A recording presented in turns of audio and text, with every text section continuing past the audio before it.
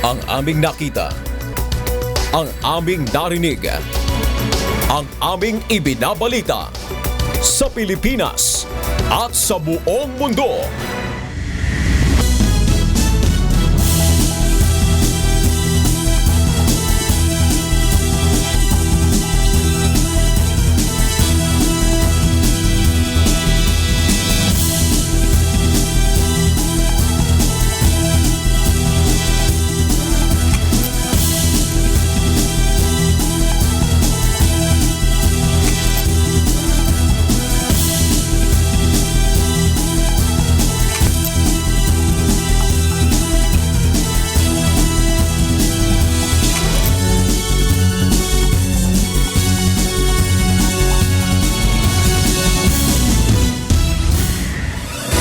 Magandang hapon Pilipinas at sa buong mundo. Sa ulo ng mga balita. Pangulong Aquino nagbalangkas ng isang administrative order para sa pagbubuo ng transition team. Mga certificate of canvass at election returns isa-isa nang dumarating sa Senate, Senado at Kamara nakatakdang mag-convene bilang National Board of Canvassers sa May 25. Abogado ng ilang kandidato, pinuna ang pagkakaiba ng datos na lumabas sa Certificate of Canvass kumpara sa NASA Transparency Server. Full alert status ng Philippine National Police, ibinaba na kaninang umaga. Ngayon po ay araw ng Miyerkules, ika-11 sa buwan ng Mayo taong 2016.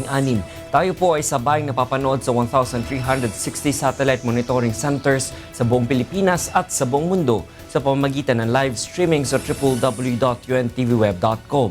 Una sa ating mga balita ngayong hapon. Tulong muna, bagong balita! Nirespondihan ng UNTV News and Rescue Team ang aksidente sa pagitan ng kotse at motorsiklo sa National Highway ng Barangay San Antonio, Binyan City, Laguna, pasado alas 11 kagabi. Sugatan ang dalawang sakay ng motorsiklo matapos bumangga ang mga ito sa likuran ng sinusundan nilang kotse. Nagtamo ng sugat sa hita ang driver ng motorsiklo na si Gerry Salazar, habang sugat sa kanang paa naman ang tinamo ng angkas nitong si Rose Ann Beato.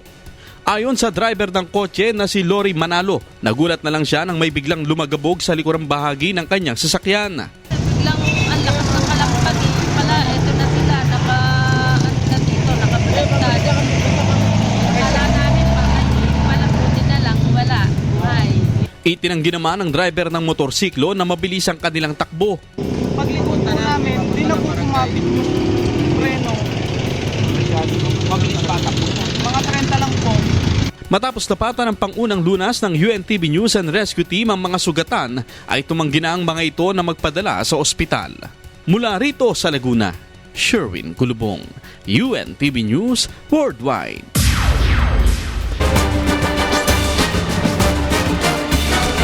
Tulong muna, bagong balita!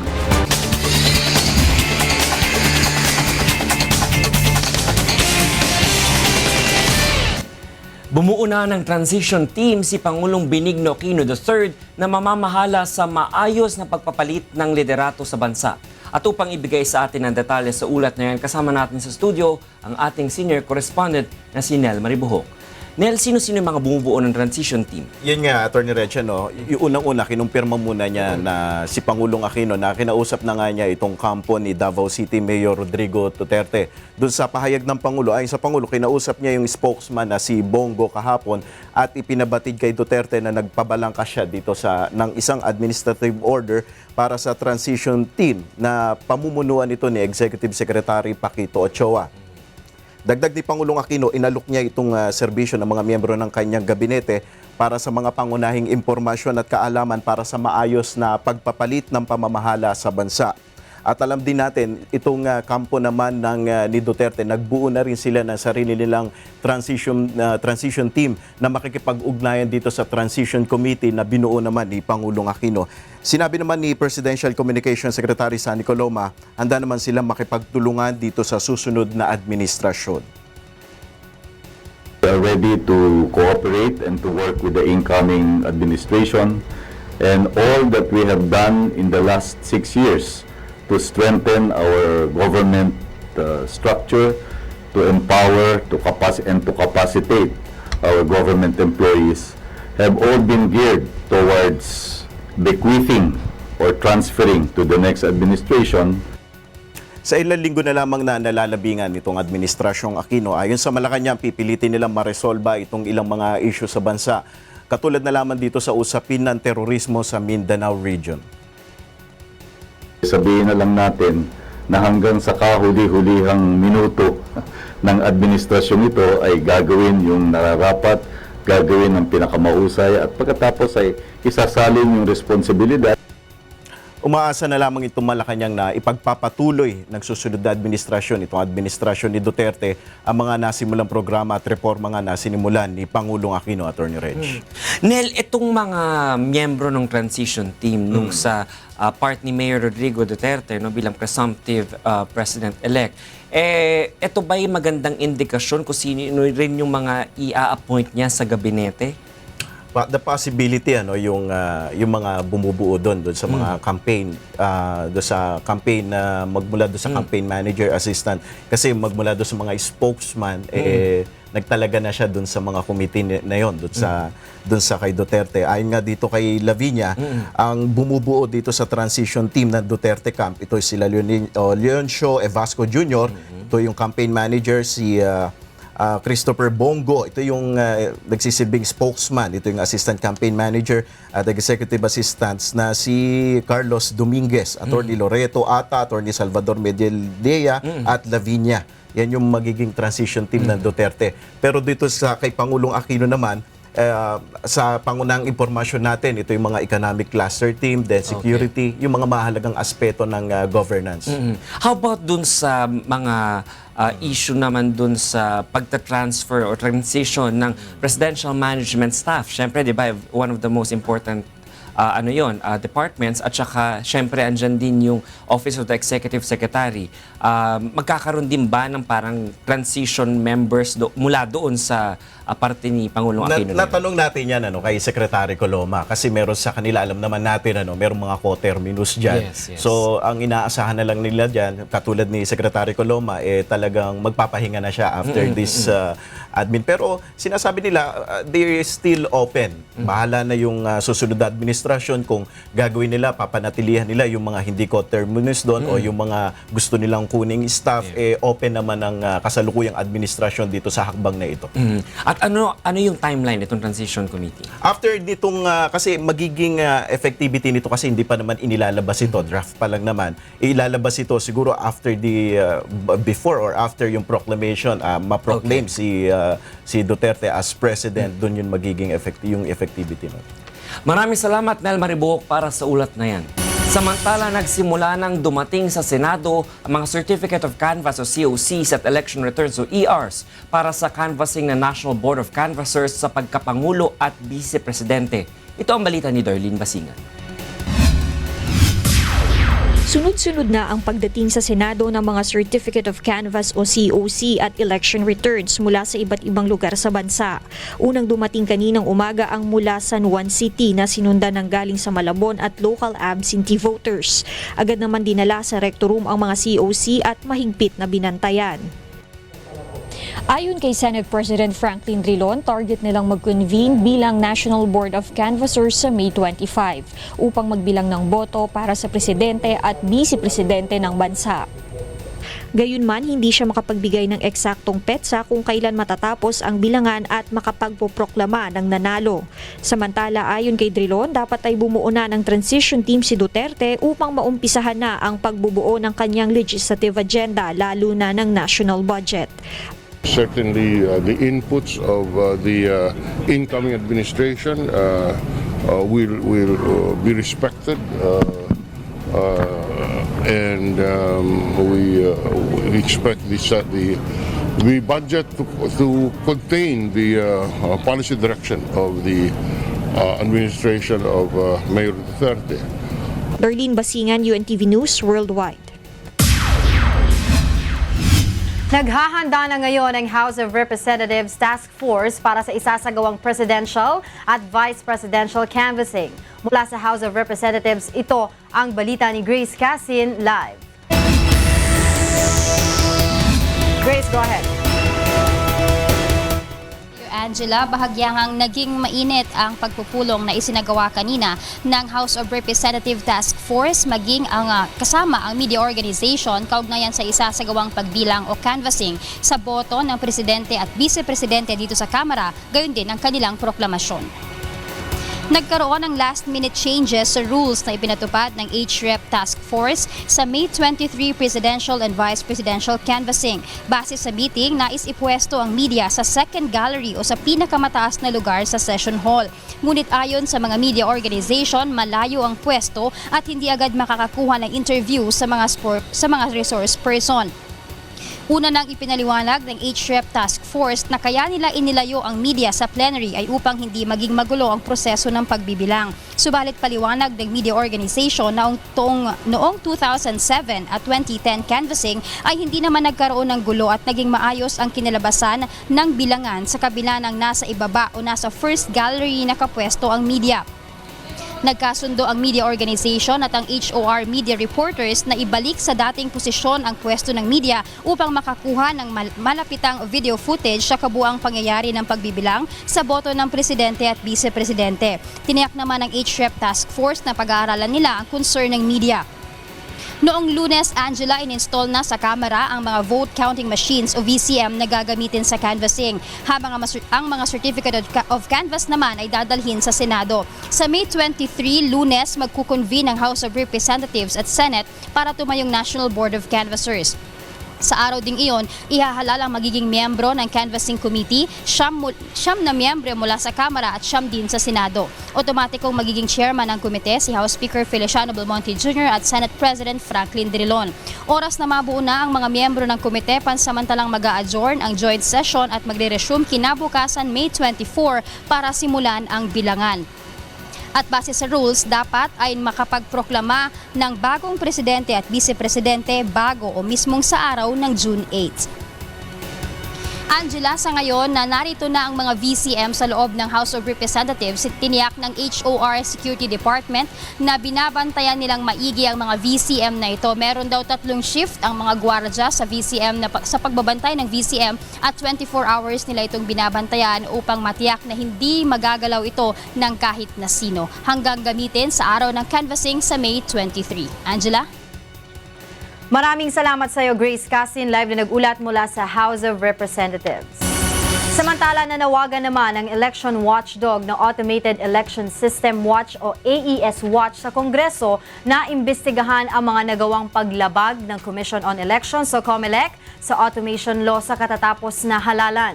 Ito ang balita ni Brian De Paz. Worst election ever. Hanggang ngayon, hindi natin alam ang tunay na boto. Dismayado ang mga election watchdog sa mga lumabas na problema sa mga vote counting machine sa eleksyon nitong Lunes. Kabilang na dito ang umano'y mismatch results, questionableng transmission rule ng mga boto sa physical importation ng mga SD card mula VCM hanggang canvassing center at problema sa transmission ng overseas voting. Walang malinaw na instructions from COMELEC on what to do kapag may VCM malfunction. The machine does not count accurately is already being manifested not only in the overseas absentee voting, but also in some pockets here in the Philippines. The game is over for Smartmatic. After 3 elections, Smartmatic has not indicated nor even supplied a system that is compliant with the law and that has not been certified by the Technical Evaluation Committee.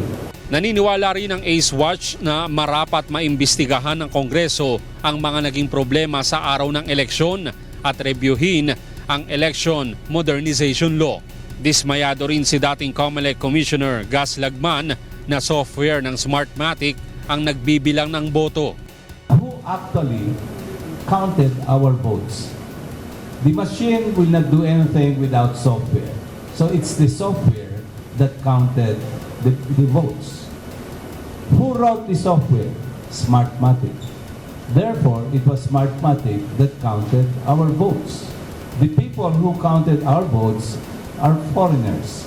Hiling ng grupo na magkaroon ng tunay na transparency sa transmission ng mga boto. Nais rin ng grupo na huwag munang palabasin ng bansa ang mga executives ng Smartmatic upang maimbestigahan sa mga naging problema sa VCM, kabilang na ang Novotel issue. Hinamo naman ng AES Watch ang susunod na administrasyon na simula na ang tunay na reforma sa election system ng bansa at papanagutin ang responsable sa paglabag sa automation law. Brian De Paz, UNTV News, Worldwide. Narito naman ang partial unofficial election result mula sa COMELEC Transparency Server as of May 11, 2016, 4:45 p.m. with 90,115 precincts counted na bumubuo ng 95.59%. Nangunguna ay si Rodrigo Duterte with 15,866,790 o 38.53%.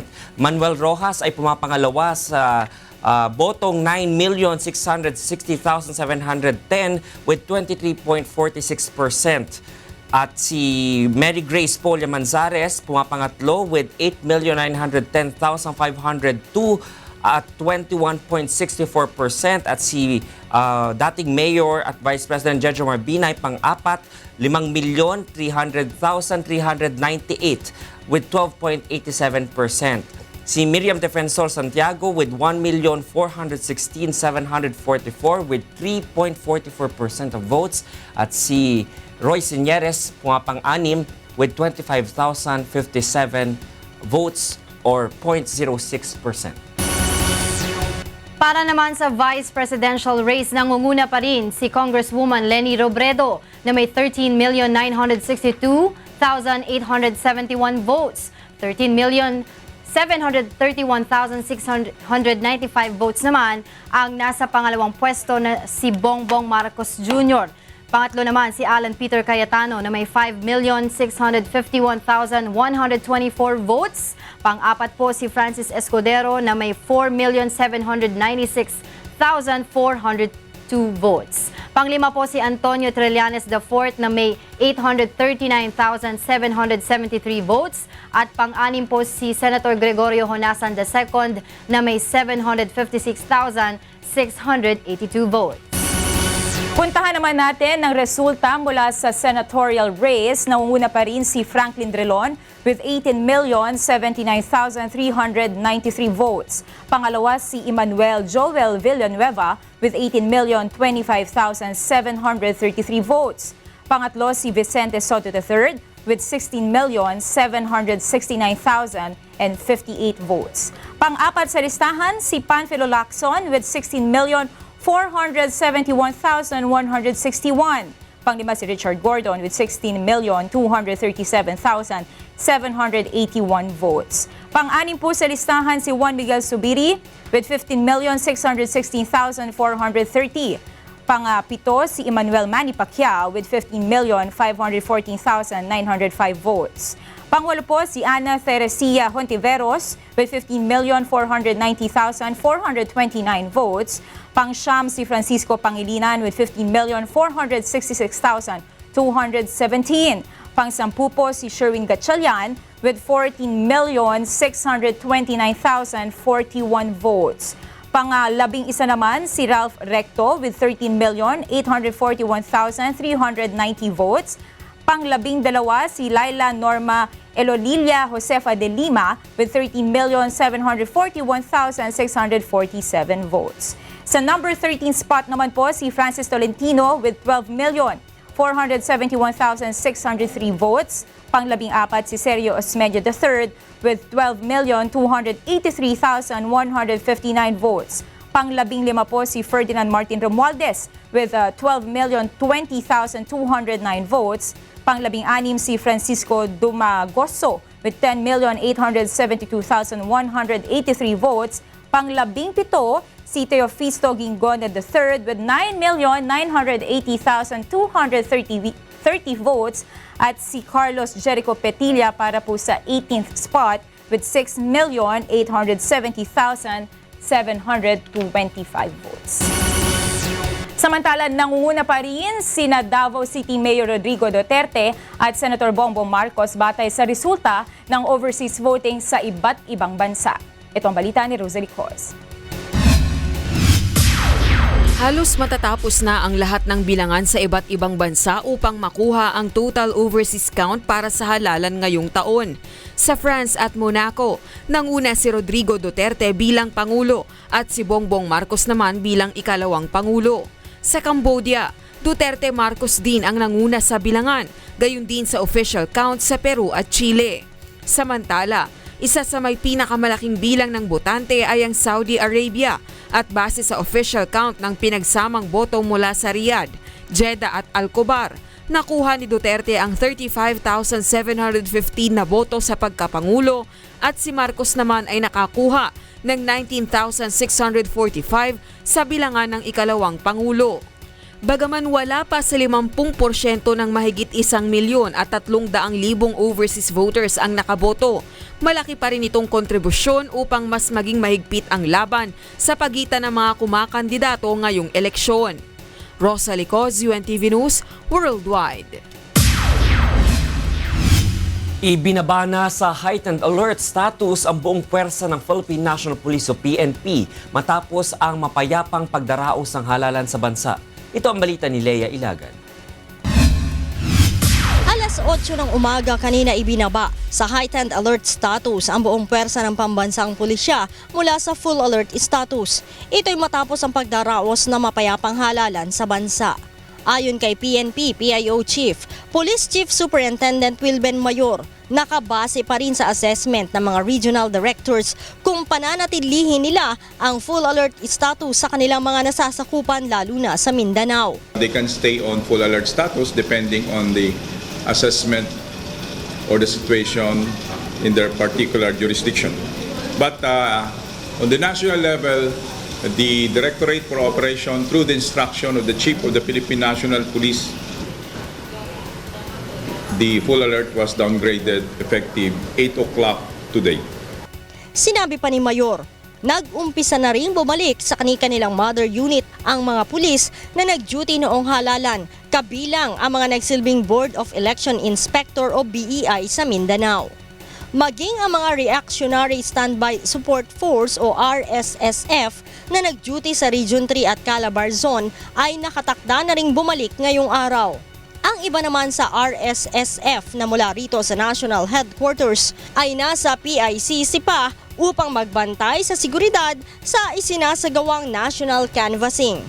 The Reactionary Standby Support Force is still active. Some of their personnel were assigned in the PICC.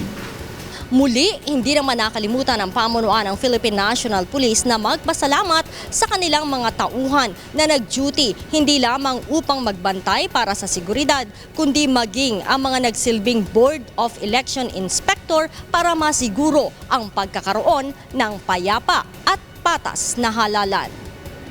Leia Ilagan, UNTV News, Worldwide. Alamin naman natin ang reaksyon ng mga netizens sa katatapos lang na eleksyon kasama si Thalia Javier. Magandang gabi sa iyo, Atty. Reg. Narito pa rin ako para ibahagi sa inyo kung anong reaksyon ng ating mga netizen hinggil pa rin sa eleksyon.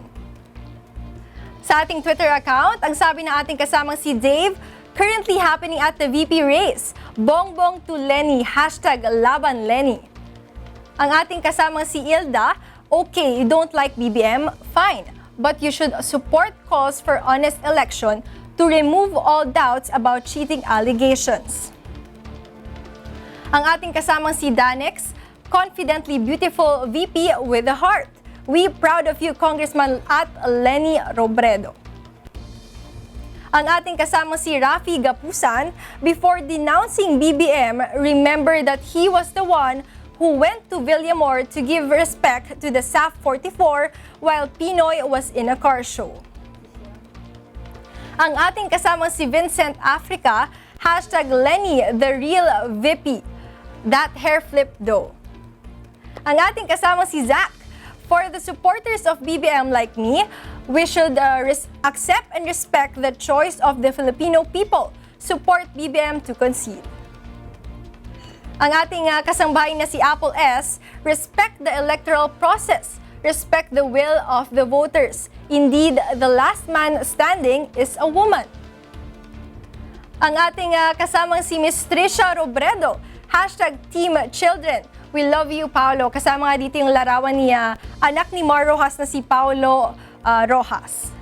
Ang ating kasamang si Ilda, if I were Lenny, I'd choose to remove all doubts about election results by supporting BBM's call for transparency. No need to rush. Ang ating kasamang si Mitchie_226, I believe we need Lenny to balance President Duterte. One symbolizes fear and the other hope. Ang ating kasamang si Mr. Sandro Marcos, ang anak ni Bongbong Marcos, I'm still hoping for this. #Duterte Marcos. Ang ating kasangbahay na si Nix, if LP really cheated, then Mar would have been leading. The nation has spoken. It's clear that we don't want another Marcos. Si Miss Miriam Santiago, as long as we stand for something, all our energy and time are not lost. Ang sabi ni Mr. Sandro Marcos, will never be shut up na lang in this fight. #Bongbong is real VP. Ang ating kasamang si Joreline Ampusta, you should accept the results. Ganun talaga, may nanalo, may natatalo. Accept it. Shut up. #Lenny, the real VP. At yan po muna ang update mula sa ating mga netizen. Balik muna sa inyo, Atty. Reg. Maraming salamat, Thalia. Magbabalik ang Ito Ang Balita.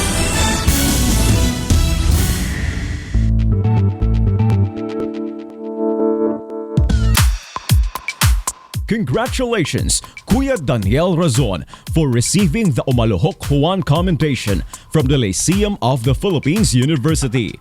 This recognition is awarded to personalities who make a difference in the broadcast industry.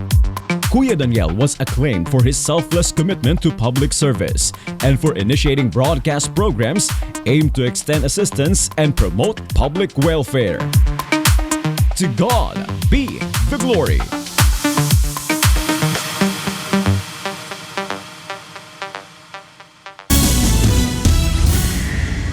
Nagbabalik ang Ito Ang Balita.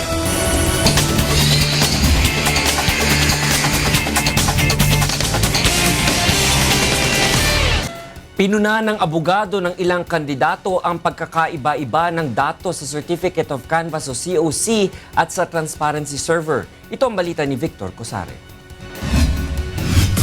Pinaiimbestigahan ng kampo ni senatorial candidate Mig Zubiri ang nadiskubring pagkakaiba ng datos sa Certificate of Canvass galing ng ilang probinsya kumpara sa transparency server. Partikular na itinuro ng abogado ni Zubiri ang mga COC galing ng Misamis Oriental, Davao del Norte, Laguna at Ilocos Sur. Sa Misamis Oriental, mahigit 200,000 boto lamang ang marka sa COC habang mahigit 380,000 votes ang nakuha ng dating senador batay sa transparency server. Sa Davao del Norte, mahigit 2,000 boto ang diferensya ng COC figures sa datos mula sa transparency server. Libo-libo rin ang agwat ng botong nakasaad sa COC galing Laguna kumpara sa lumabas sa transparency server. Naghain din ng manifestation ang kinatawan ni na senatorial candidate Francis Tolentino at Ralph Recto.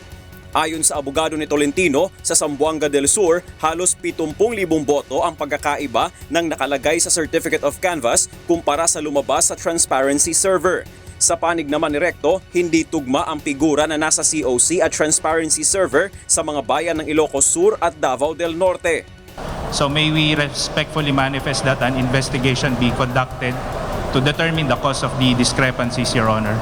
Inatasan ng National Board of Canvassers ang COMELEC Secretariat at ang Supervisory Committee na alamin ang dahilan ng pagkakaiba sa Certificate of Canvass sa transparency server.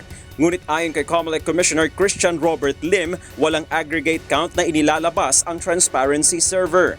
Ang transparency server ay tumatanggap ng transmitted election results mula sa mga vote counting machines at ito naman ang pinagkukunan ng datos ng Parish Pastoral Council for Responsible Voting o PPCRV at ng ibang mga media networks sa kanilang ginagawang unofficial count.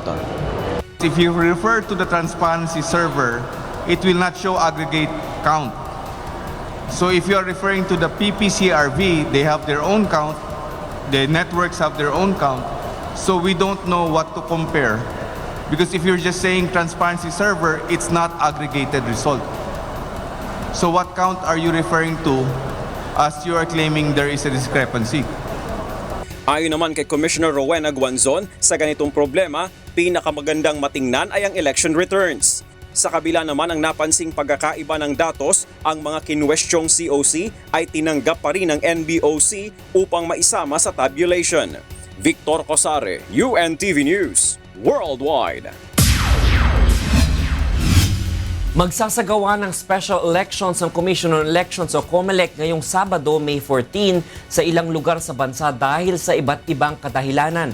Sa barangay Gabi, Cordova, Cebu, walang naimprentang balota para sa isang clustered precinct kaya't mahigit 400 botante ang hindi nakaboto. Habang nagkapalit naman ang official ballots ng barangay Malalag, Maitum, Sarangani at clustered precinct number 3 ng barangay Alobi, Santa Cruz, Marinduque. Kulang naman ang balotang ipinadala sa 2 barangay sa Antique, 2 clustered precinct sa Northern at Western Samar at 45 namang sa ARMM ang hindi talaga nakapagsagawa ng halalan dahil sa ilang security concerns kaya nagdeklara ng failure of elections dito. Sa kabuuan, 52 clustered precincts na may mahigit 17,000 botante ang saklaw ng magaganap na special election sa Sabado. Inatasan na ng ONBank ang printing committee na mag-imprenta ng balota at agad maipadala sa mga kinauukulang lugar. Ipinatitigil din muna ng COMELEC ang proklamasyon ng nanalong kandidato sa mga posisyon na maapektuhan pa ng magaganap na special polls. Have the opportunity to vote again. So essentially what happened was na-delay yung kanilang boto, but they will be recorded. Sa iba pang balita, nakahandang makipagtulungan ang United States sa susunod na Pangulo ng Pilipinas. Samantala, patuloy pa ring iginigiit ng China ang bilateral negotiation upang resolbahin ang West Philippine Sea dispute. Ito ang balita ni Rosalie Cos. Hindi lang mga kaalyadong bansa ang nag-aabang sa magiging resulta ng katatapos na pambansang halalan. Bilang bansang malapit ang teritoryo sa China at may traditional friendship sa bansa, nakabantay din ito sa kahihinatnan ng botohan at kung sino ang mahahalal na bagong Pangulo ng Pilipinas. Ayon sa pahayag ng Chinese Foreign Ministry spokesperson na si Lu Kang, dati nang matatag ang ugnayan ng Pilipinas at China, subalit sinubok ito dahil sa issue ng agawan ng teritoryo sa South China Sea. Umaasa ngayon ng China na sa pamamagitan ng napipintong pagpapalit ng pamunuan ng bansa ay maaayos din ang gusot na ito. Una nang ipinahayag ng nangunguna sa presidential polls na si Davao City Mayor Rodrigo Duterte na nararapat na isali sa magiging usapan hinggil sa issue ang ibang bansa tulad ng Amerika, Japan at Australia. This is how it is. America, maybe Japan and Australia want a multilateral roundtable discussion of the issue. Because it is not only the Philippines which is really claiming that piece of property there. Ganun pa man, giit pa rin ng China ang bilateral negotiation sa Pilipinas upang resolbahin ang issue. Nagpaabot naman ang pagbati ang Amerika sa matagumpay na pagdaraos ng eleksyon sa Pilipinas. Ayon kay US State Department spokeswoman Elizabeth Trudeau, nakahanda ang Estados Unidos na makipagtulungan sa susunod na Pangulo. Nirerespeto rin ng Washington ang pinili ng mga Pilipino na maluluklok kapalit ni Pangulong Benigno Aquino III. The United States commends the Philippines on its May 9th elections, which by all major accounts appears to have gone smoothly and enjoyed historically high levels of participation. We're still awaiting the official results, but we look forward to congratulating and working with the winners on our active and close bilateral relationship.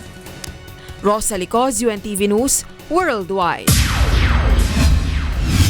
Samantala, alamin muna natin ang sitwasyon sa mga lansangan sa oras na ito. Mula sa Elliptical Road sa Quezon City, ito ang balita ni Mon Ocson live. Mon, go ahead. Magandang gabi, Angela. Hindi pa naman nakakaapekto itong isinasagawang MRT construction o yung MRT7 sa trapiko dito sa Commonwealth. Pero as usual, ngayong gabing ito, medyo bumabagal na po ang daloy ng mga sasakyan going po dito sa Elliptical. Sa ngayon, light to moderate traffic tayo mula dyan sa may Quezon Avenue hanggang dito kayo makapasok sa may Elliptical Road. Slow moving po sa may tapat ng Quezon City Hall hanggang kayo'y makarating dyan sa may tapat naman ng Kalayaan Avenue. Pero sa ngayon, mabilis naman ang daloy ng mga sakyan patungo po rito sa may area ng Commonwealth. Sa mga pupunta naman ng Elliptical Road, galing po dyan sa may Commonwealth. Kung kayo ay galing po dyan sa may area ng Tandang Sora, medyo may counting delay. Pero after po nyan, magiging maluwag naman ang inyong paglalakbay hanggang kayo makarating dito sa may Elliptical Road. Wala namang pagbibigat sa daloy ng mga sasakyan, maging dyan sa may kanto ng Visayas Avenue.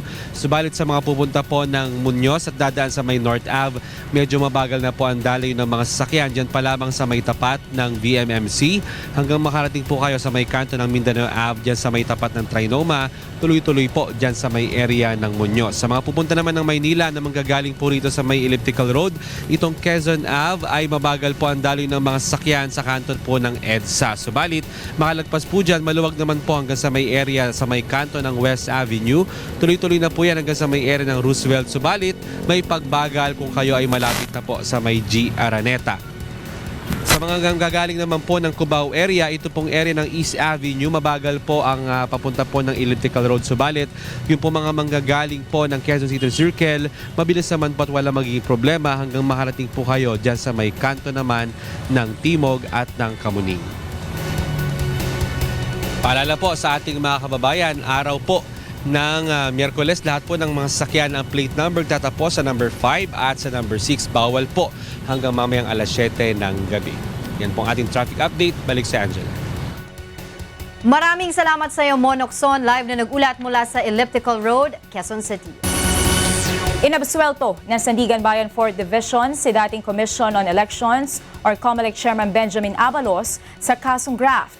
Kaugnay ito sa $329 million na broadband project ng bansa sa kumpanyang NBN-ZTE noong 2007.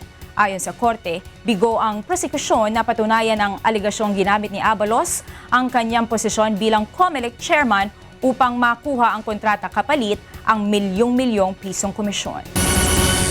Sa ibang balita, hindi na magbibigay ng extension ang Department of Education o DepEd at isasara na ngayong linggo ang enrollment para sa senior high school. Ito ang balita ni Monokson. Nasa 1.3 milyon estudyante ang nakatakdang pumasok sa senior high school sa pagbubukas ng klase sa June 13. Bunsod nito, nagpaalala ang Department of Education na hanggang Biyernes na lamang ngayong linggo tatanggap ang mga eskwelahan ng enrollment para sa incoming grade 11 at 12 students. Mayroong halos 6,000 eskwelahan sa buong bansa ang nakahanda para sa senior high school. Subalit, hindi lahat ay makapag-alok ng 4 na track of specialization. Kabilang sa 4 na track na pwede pasukan ang mga estudyante ay ang academic track, technical vocational track, arts and design track at sports track. Ang payo ng DepEd, mag-enroll ng maaga upang hindi maubusan ng track na kukunin. Kapag nag-enroll ka ng late at puno na yung klase na iyong napili, we may have to tell you, wag dito sa specialization na to o sa track na to, o kaya sabihin namin, wag sa eskwelahan na ito. Si Cheryl, noong nakaraang taon pa nag-enroll sa pangambang maubusan ng slot sa napili niyang track. Kasi po yun yung gusto ko po mag-HRM, kaya andun po yung home economics. Kasi mahirap yung kulas, tsaka ka magpapa-enroll, gahol na gahol talaga sa oras. Sumailalim sa career guidance program ang mga estudyante upang makapagdesisyon kung anong specialization ang nais kunin. Matapos ang 2 taon ay maaari nang makapagtrabaho o di naman kaya ay magpatuloy sa kolehiyo ang estudyante na makakatapos sa naturang kurikulum. Tiniyak ng DepEd na handa na ang nasa mahigit 40,000 mga guro na naatasang magturo sa senior high school. Mon Hocson, UNTV News Worldwide. Narito po ako ulit para ibigay sa inyo ang reaksyon ng ilan sa ating mga netizens hinggil pa rin sa eleksyon. Ang sabi ng ating, sabi ni Hi, I'm Jonelyn, Lenny is good but BBM is better. Right at Sandro Marcos?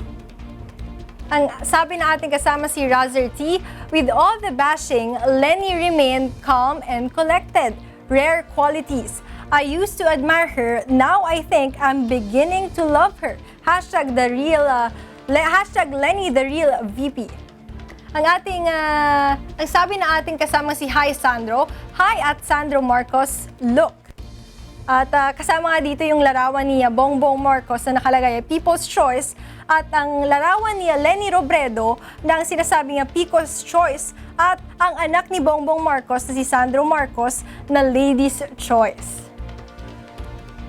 Ang sabi niya Novi, tadhana na yata ng mga balo na magigiting na lingkod bayan ng ating bansa ang nakakatalo sa mga Marcos. Ang sabi ni Siren C. Castillo, a good example for the young generations at Sandro Marcos 7. Admitted Sandro Marcos is now the new basic standard of Philippines now that you can both have brains and beauty. Yan pong sabi na ating mga netizens, singgil pa rin sa eleksyon. Balik sa inyo, Atty. Reg.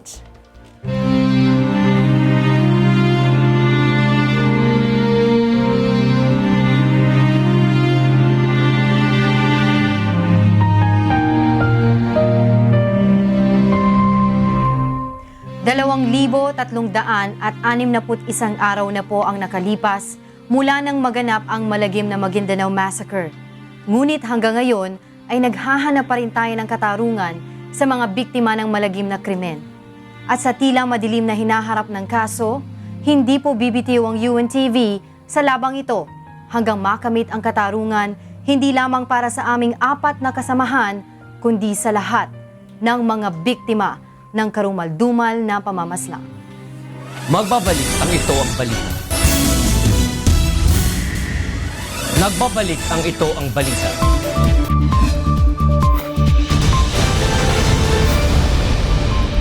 Alamin muna natin ang latest sa lagay ng panahon mula kay Ray Pelayo na nasa UNTV Weather Forecasting Center. Ray, wala pa rin bang bagyo na nagbabadya sa bansa? Magandang gabi, Atty. Reggie. Sa ating mga kasambahay, wala pa rin nakakita ang pag-asa na anumang tropical cyclone o bagyo na makaka-apekto sa ating bansa. Pero may ilang paulan yan sa may extreme northern Luzon. Medyo umiiral ngayon itong tail end of a cold front siyang makaka-apekto sa lugar na yan. The rest of the country, patuloy po tayo makakaranas ng manisangang temperatura, Atty. Reggie. Sige Ray, bigay mo na ang kabuuan lagay ng panahon sa magdamag. Narito po ang maglagay ng panahon sa mga susunod na oras. Yung po ngayong tinatawag nga natin na tail end of a cold front na nakaka-apekto sa may extreme northern Luzon, samantalang easterlies o yung hangin na galing sa may silangan na nakaka-apekto sa eastern section naman ng buong Pilipinas. Sa forecast po ng Pag-asa, ang area po ng Batanes, Calayan at Bubuyan Group of Islands sa mga karanas po dyan ng makulimlim ng panahon at magkakaroon ng mahina hanggang sa katamtamang pagulan. Ang Metro Manila at nalalabing bahagi ng Luzon ay makakaranas po ng partly cloudy to cloudy skies at magkakaroon po ng isolated thunderstorms, lalo na pagdating po ng ganitong gabi o kaya po hapon at makakaranas din po ng lalo na yung area po ng Isabela, Cagayan, yung Aurora, Quezon, hanggang sa rehiyon po ng Bicol. Ang heat index forecast po ng Pag-asa bukas sa may Metro Manila, maaari pa rin pong umabot sa 41 degrees Celsius. Sa may area po ng Tuigaraw, 43.1. Sa Baguio po is sa 25.7. At dyan po sa may area ng Puerto Princesa, Palawan, 28.6 degrees Celsius. Ang area naman po ng Visayas, makakaranas din po ng magandang lagay ng panahon. Medyo malisangan pa rin po sa Iloilo City dahil maaari po umabot sa 39.6 degrees Celsius ang heat index bukas. Metro Cebu 38.7 at 37.0 sa may area po ng Tacloban City. Ang Mindanao po ay makakaranas din ng bahagyang maulap hanggang sa maulap na papawirin.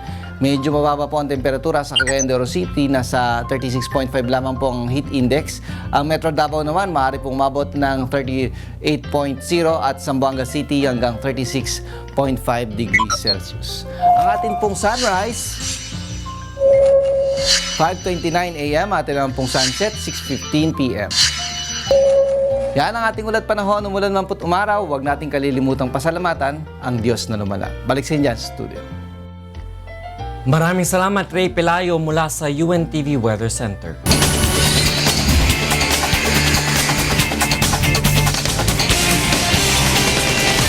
Napasukan umano ng bagong computer command ang transparency server ng COMELEC ayon sa kampo ni Senator Bongbong Marcos Jr. Mula sa Mandaluyong City, ito ang balita ni Roderick Mendoza, live. Go ahead. Angela, may mga reserbasyon itong kampo ni Senador Bongbong Marcos at duda sila doon sa inilalabas na resulta ng quick count nitong PPCRB kung saan nga nangunguna na itong si Congresswoman Leni Robredo sa vice presidential race. At isa sa dahilan niyan, yung umano'y corrupted na transparency server nitong kung saan kinukuha nitong PPCRB yung inilalabas nilang resulta ng botohan.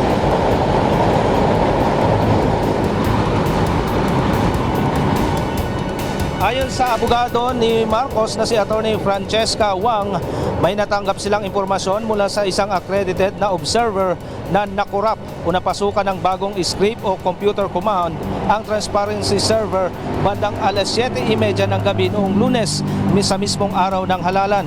Tumanggi ng ang abogado na ihayag ang pangalan ng observer na nagbigay sa kanila ng impormasyon. Patuloy umano silang kumakalap ng datos tungkol sa insidente. Hindi rin nila masabi sa ngayon kung ito ay isang hacking incident, ngunit kaduda-duda umano ang naipasok na computer command dahil lumalabas na pagkaraan nito ay unti-unting nababawasan ang lamang ni Marcos hanggang sa lumamang na nga itong si Congresswoman Leni Robredo madaling araw noong Martes, May 10. Apparently, the execution of this computer command was able to alter the hash codes of the packet data. Furthermore, this introduction of this new script is suspect because it was after this time that Senator Marcos's lead from Representative Robredo started to erode at a rather distinctive pattern. Ayon pa nga dito sa abogado ni Marcos ay sumulat na sila sa COMELEC upang formal na paimbestigahan itong insidente at dapat umano na maipaliwanag ito ng COMELEC sa publiko. Did COMELEC know about the introduction of this new script? And how does the new script affect the data and data reception of the transparency server? The public deserves to find out. Sa kabila naman ito, Angela, ay nananawagan itong si Senador Marcos sa kanyang mga taga-suporta na manatiling mahinahon at hintayin na lamang ang opisyal na resulta ng halalan mula sa National Board of Canvassers. Angela. Maraming salamat sa iyo, Roderick Mendoza, live na nag-ulat mula sa Mandaluyong City. Samantala, alamin naman natin ang mga balita sa sports kasama si Talia Vier.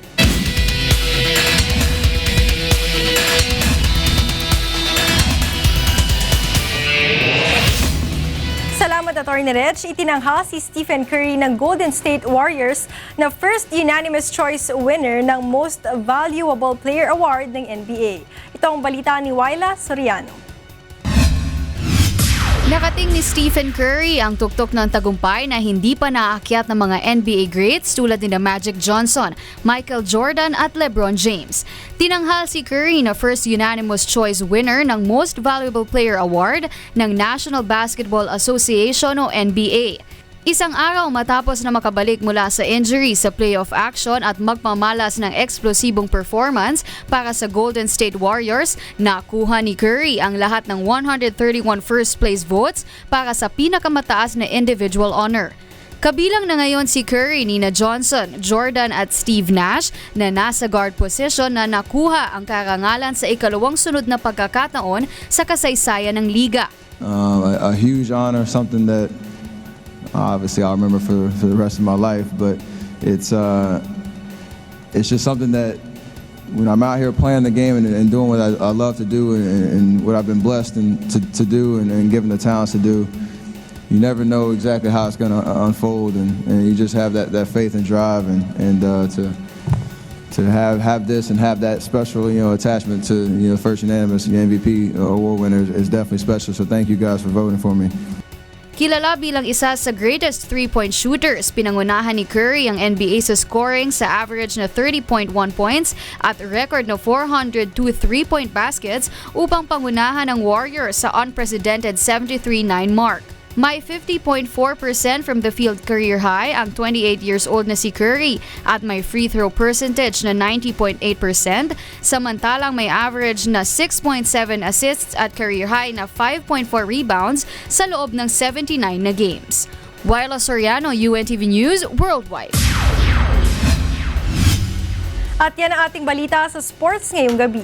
Ako po si Talia Javier. Balik sa inyo, Atty. Rench. Maraming salamat, Talia. At yan ang naging kabuuan ng ating balitaan ngayong gabi. Ito ang balitang hindi dinagdagan at hindi binawasan. Aming inilahad ng buong katapatan kung paano namin nasaksihan. Kayo'y makapagtitiwala ng aming nakita at narinig ang aming ibinabalita. Magandang gabi.